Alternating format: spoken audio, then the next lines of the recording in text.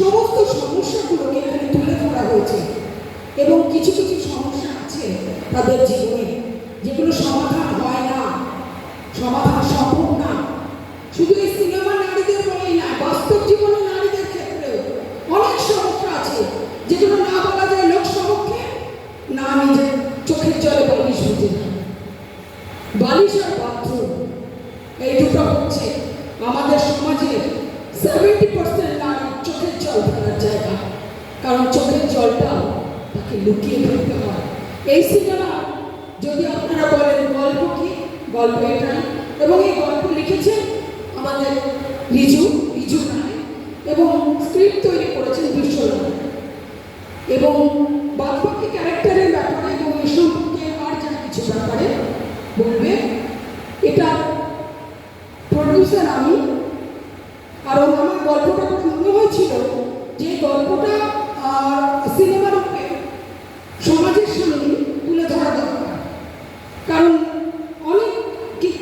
অনেকে তার থেকে প্রেরণা অনুপ্রেরণা পাবে যে না, নিজেকে প্রতিবাদ করতে জানতে হবে, নারীদের প্রতিবাদ করতে জানতে হবে। প্রতিবাদ করাটা খুব জরুরি, নারী হোক পুরুষ হোক, প্রত্যেকের ক্ষেত্রেও প্রতিবাদ করা খুব জরুরি।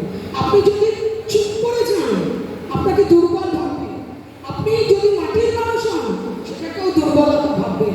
আপনি প্রতিবাদ, ওই একটা কথা আছে না, কামড়াতে হবে না, ভোসটা করুন।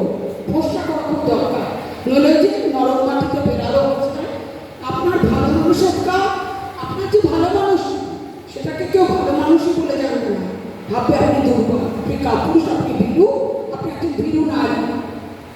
তাই নারীদের শক্তি সাহস জোগানোর জন্যই আমরা উন্নত, এটা একটা প্রচেষ্টা, সামান্য প্রচেষ্টা বলতে পারেন। বাকিটা রিজু আপনাদের বলবে, কারণ এটা লিখেছে ও মেইন লিড রোলে।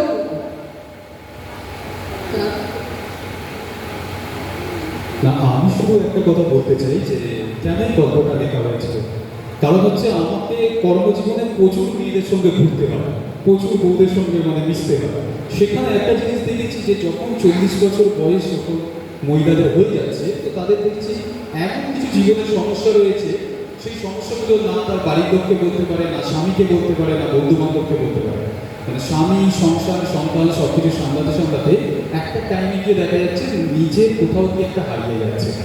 সেই সমস্যাটাই এখানে এই গল্পে তুলে ধরা হয়েছে, হয়তো তোমারই জন্য। এখানে 4টে মেয়ের গল্প এখানে তুলে ধরা হয়েছে। ধন্যবাদ।